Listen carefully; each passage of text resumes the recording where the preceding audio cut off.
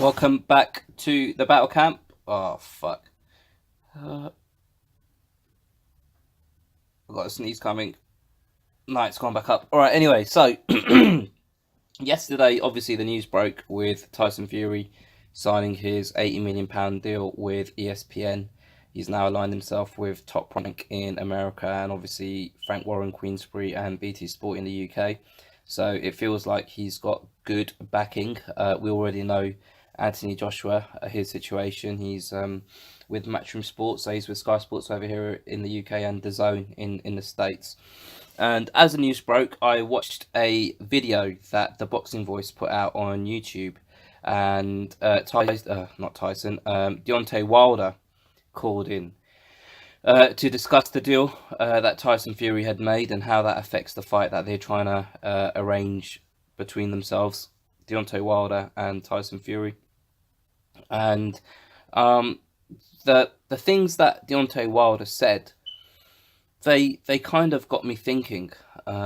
So basically, the reason why I'm making this video is it's probably one of the first times, and I'm not saying it's never happened before. It's the first time that I've heard Nesta Gibbs actually press Deontay Wilder and put him on the back foot and give him the kind of questions that a neutral person would ask someone like Deontay Wilder.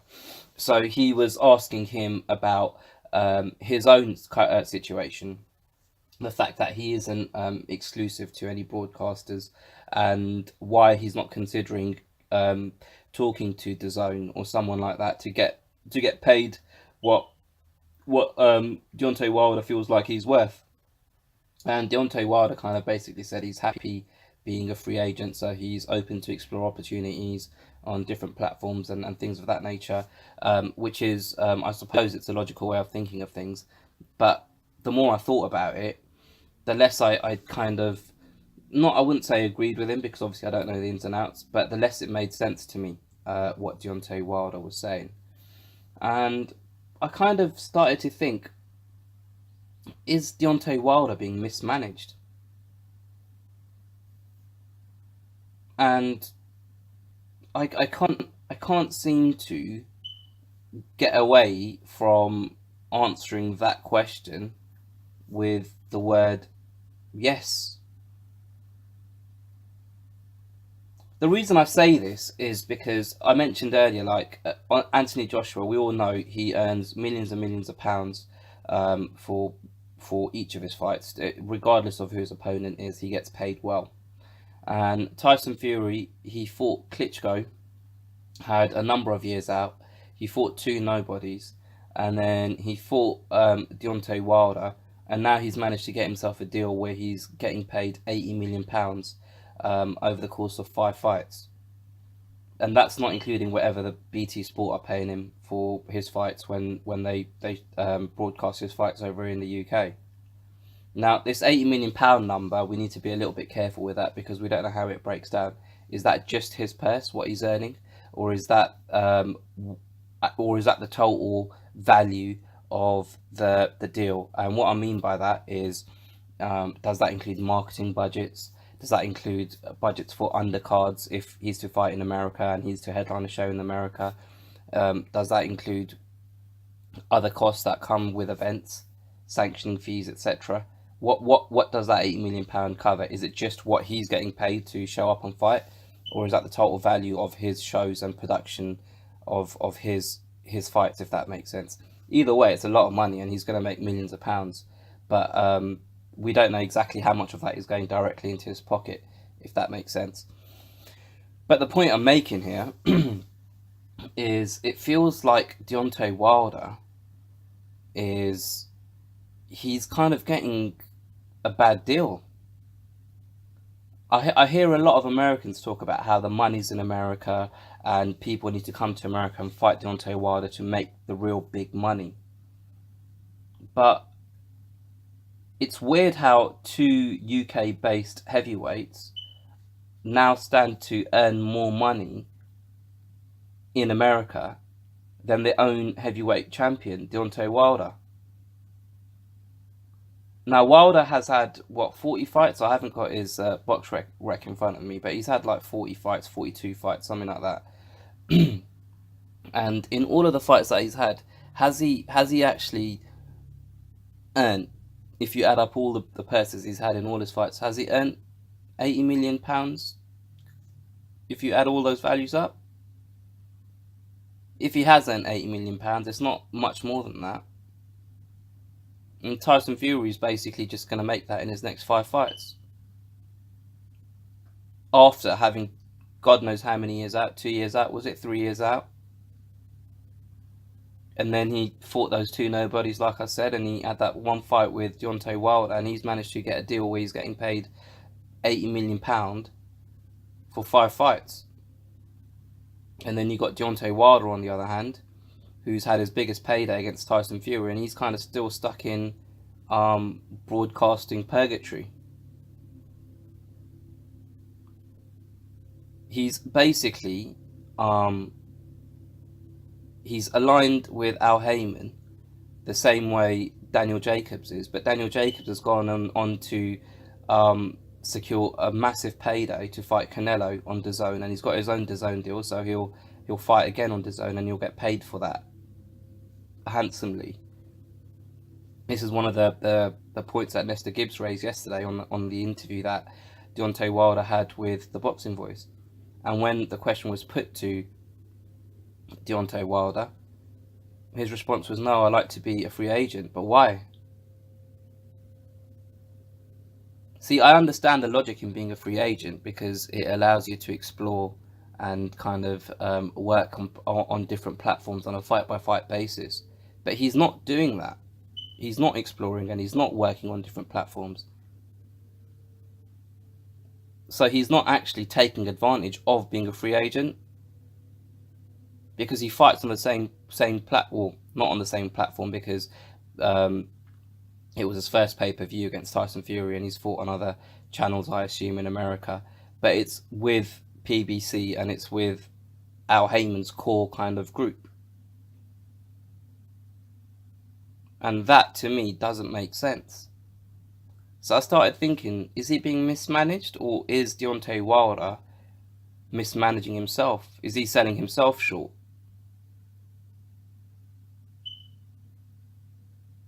And I think he is. Look, to me, Deontay Wilder isn't the sharpest tool in the box. And you just have to look at the inconsistencies in what he said in the interview yesterday. And I'll post a link of it in the description box below. But he spoke to Nesta Gibbs for maybe 20 minutes, half an hour, 40 minutes, something like that. And throughout his interview, he contradicted himself. One of the things that I picked up on is he said again, oh, who's AJ going to fight? He's got no one to fight. If he doesn't fight me or Tyson Fury, he's got no one to fight. But on the other hand, he says he's got fights for the next 2 years. And he named people like Adam Kalnacki and Dominic Brazil. So Dominic Brazil is a guy that Joshua's already fought. So why is it that when Joshua fought him, he was a nobody, but he's an option for Deontay Wilder? And Adam Kalnacki, like, don't get me wrong, he's a good kind of prospect, but he's not at the level where you could build a pay-per-view off him. And why is that a name that is a viable option for Deontay Wilder, but fighting Big Baby Miller for Joshua isn't a viable option? Because to my mind, Big Baby Miller has accomplished a lot more than Kalnacki has. That's just one of the inconsistencies that I heard in what he said. Now, I'm not having a go at Deontay Wilder personally, because I genuinely don't feel he's the sharpest tool in the box. Now, if you look at Joshua, the way that he's maneuvered his career and what he's managed to achieve both in the sport and financially, you could say, yeah, he's got good people around him with his best interests at heart, but the position he's managed to get himself into, you can't argue with. Getting purses of 20 million plus every time you fight, filling out stadiums, endorsement deals coming out the fucking arse, Under Armour, Lucozade, Lynx, Those are just three that I can think of off the top of my head. And you got Tyson Fury, who's like the anti-hero he used to be before he went into his depression. He's come back, he's rebuilt himself. He's kind of got on the good side of people. He's got in the good graces of people. He hasn't really got, I don't know if he's got any endorsement deals, but fuck me, he's making good money with this new deal that he's got. Even people like Dillian White, self-managed. He hasn't even got a manager. He's managed to get himself a position where he's got a fight-by-fight deal with Matchroom. He's headlined a number of pay-per-view shows now. He's making millions of pounds every time he fights. He negotiated a deal where Showtime broadcasted his last fight, even though there's a close alignment between Matchroom and DAZN. He got his fight onto Showtime. That's the true essence of being a free agent. He's taking advantage of the position that he's in. Whereas Deontay Wilder, it just seems like he's a yes man. He just does what he said and says he just does what he's told.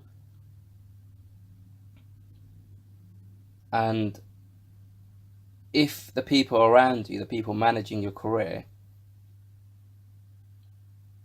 don't have your career as the main priority in what they're trying to achieve, then you need to start looking elsewhere. He just seems like a pawn in this overall game of trying to master the boxing kind of landscape in the States. He's just a tool that is being used by Al Heyman and PBC and Showtime and whatever else, Fox, etc.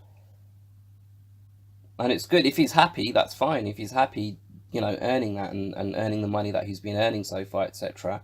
And if he's comfortable in the position he's in, then maybe he's not being mismanaged.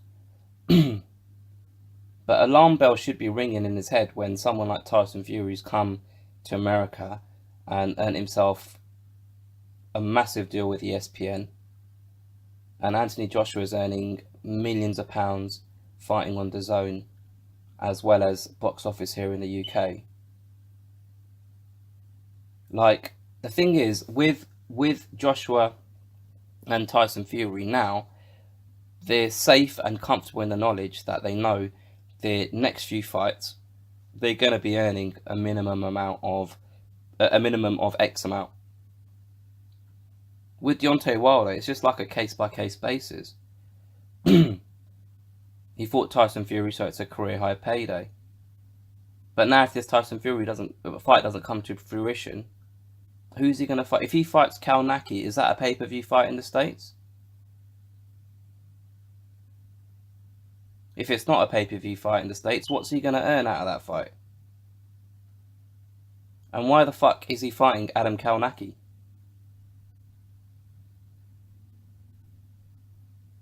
There's serious questions that he needs to be asking of the people around him, because it just feels like he's being left behind a little bit. You got this monster heavyweight that's got crazy knockout power. That's knocked out every one of the opponents that he's fought, apart from Tyson Fury. And just kind of with a click of the fingers, now it feels like he's the one being left out in the cold. Literally just a couple of weeks ago, or even last week, he was talking about how AJ's going to be left out in the cold because Tyson Fury and Wilder are fighting each other. Now the shoe's on the other foot. Joshua's going to come into the States and he's fighting Big Baby Miller and he's earning millions of pounds. Tyson Fury's got his deal. So he's at liberty to go and pick one of these opponents that Deontay Wilder believes he's got for the next 2 years. And he's going to be guaranteed a set amount because of this ESPN deal.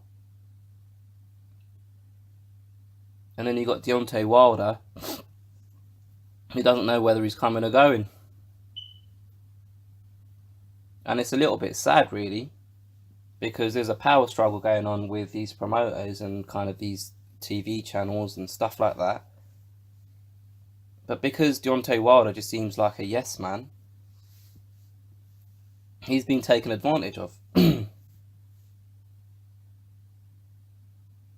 that's a shame, because at the end of the day, they're the guys that get in the ring and fucking risk it all. Not the promoters.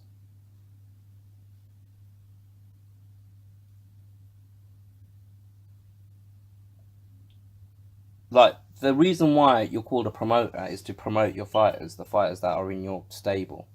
You're meant to promote them.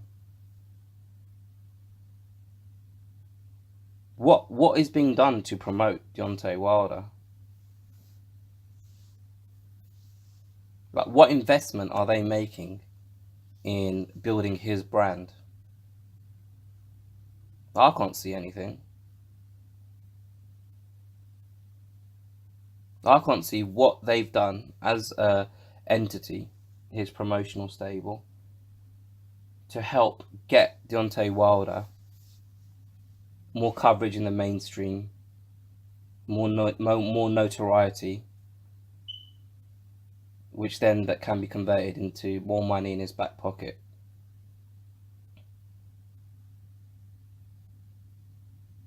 It's a weird situation, because it's almost like he's fucking brainwashed, and he's happy to be treated the way he is.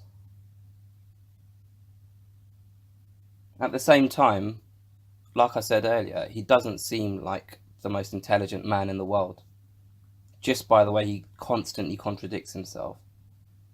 And I know there's going to be some Wilder fans that are going to watch this and get angry at me for saying what I'm saying, but if you just listen to the interview he had with the Boxing Voice yesterday, and listen to the stuff that he says. At one point he said, why does it always have to be about money? Why can't we have fights where we test our legacy and test our skills, and just fight to see who the better man is? So why didn't he apply that logic when Joshua was making an approach to fight him in April at Wembley? Then all of a sudden it's all about purse splits, and they want half. Like, I understand with these negotiations, there might be something that has pissed Wilder off, and it might be something that's pissed Joshua off, and now it's just become a game of being stubborn and sticking to your guns, and this is what I want. I want 50% or I'm not fighting you. I totally understand that. I appreciate that. But then don't say things in public like, why can't we fight to see who the better man is? Because that statement can then be used against you. And that's why I say I don't feel like he's very intelligent.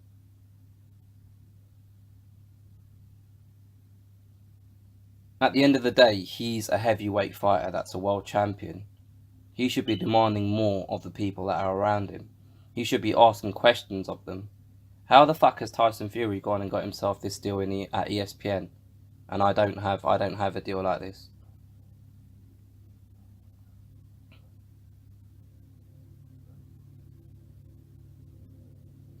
See, the thing is, I feel a little bit like this PBC deal with Fox and with Showtime. On paper, it was a big deal, and it kind of made sense, and it kind of made it feel like they've got the best deal. Initially, in my head, it was like, oh, they've got the best deal because Fox is a big channel in America, in the States, and obviously Showtime are the biggest pay-per-view providers in the States. But the problem with both of these things is there's no guaranteed income. Whereas what these fighters have got with DAZN and with ESPN, with ESPN Plus, and they've basically got a deal where they're guaranteed a certain amount of money for when they fight, because these are subscription based platforms. So what that basically means is, based on the number of subscribers they have, these these broadcasters know, all right, we've got a budget of this much, so we can allocate X amount to Tyson Fury we can allocate X amount to Anthony Joshua. Whereas with Showtime on Fox, it's just like, all right, we need to get this fight card together. This is the budget for the fight card. Let's try and pay the guys to fit the budget, because the money hasn't come in yet, especially with pay-per-view. There was all this talk of how in order to break even for the Deontay Wilder and Tyson Fury fight, they had to do 250,000 buys, and they exceeded that. So there was more money on the back end. Now, I'm not knocking the pay-per-view model, because there's no fighter that's ever said that I'm not happy to be a pay-per-view fighter. But if you're not a genuine pay-per-view fighter, i.e. every single one of your fights is more or less likely to be on pay-per-view, such as an Anthony Joshua, now a Dillian Whyte. I'd even say Tyson Fury now in the UK, if he fought a top 10 heavyweight, if he fought in the UK against a top 10 heavyweight, they could market that as a pay-per-view fight, because he's kind of exceeded the level of just being a top fighter, if that makes sense. He's gone into the upper echelon of the boxing world, where he's got a brand and a name value. And Deontay Wilder hasn't got that yet. If he fought Adam Kalnacki, would you pay $80-90 or whatever the fuck it is for that? Probably not, unless you're just a diehard Wilder fan. If you're just a normal boxing fan, you'd probably give that a miss. It's weird, because it feels like at this moment in time, Deontay Wilder, if he was to fight on pay-per-view, it would have to be against Fury, Joshua, and maybe Dillian Whyte, because Dillian Whyte knows how to talk, and that could build the fight up.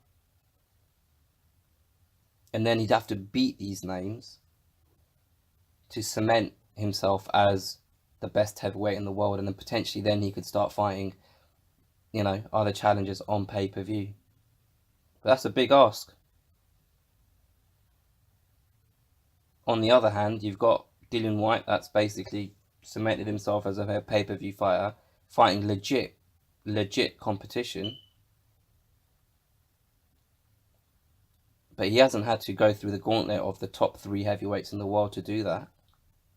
Joshua, he's been fighting legit opposition, top 10 heavyweights, but he hasn't had to fight Fury or Wilder to get there. Even his fight against Dillian Whyte was so early on in their careers. They're both different fighters now, so he hasn't even faced the best version of Dillian Whyte. Granted, it wasn't the best version of Joshua, but it's not the same as it is now. The stakes aren't as high as they are now.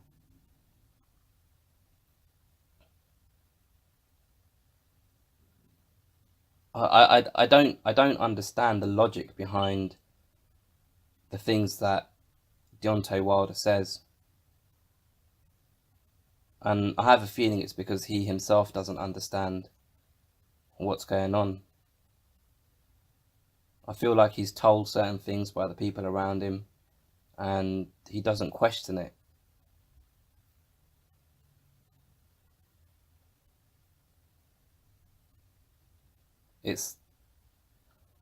It's weird, because to me it feels like the people around him don't necessarily have his best interest at heart. Whereas the people around the other 3 heavyweights I've mentioned, Tyson Fury, Joshua, and Dillian Whyte, they do have their best interests at heart.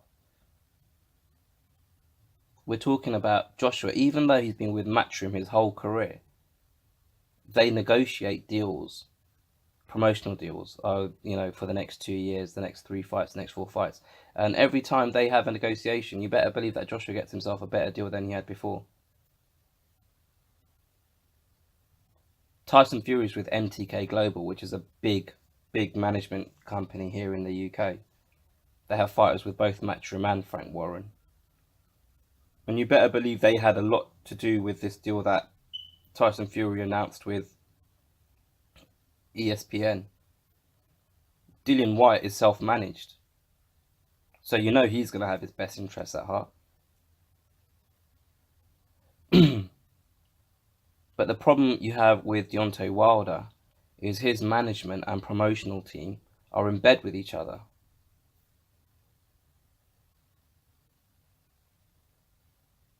So he's getting himself the raw end of the deal, and he probably doesn't even realize it. He doesn't seem to be maximizing what he should be earning.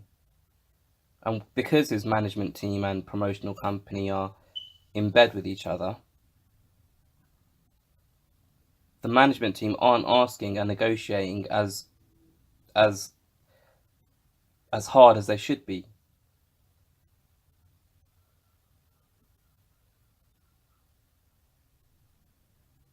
And because Deontay Wilder, to my mind, like I said, isn't the sharpest tool in the box,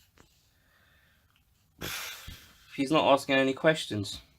Anyway, that's my take on Deontay Wilder at the moment and this announcement with Tyson Fury and ESPN, etc. Sorry, it's been a bit of a long one, but I was just kind of freestyling. I didn't have an idea of how I was going to say what I wanted to say. I just knew how I felt and I just put it out there. Let me know what you guys think. Comment below. Please feel free to share this with your mates, and I'd really appreciate it if you subscribe, because I'm trying to get to 100 subscribers by the end of March, and I'll catch you next time. Cheers.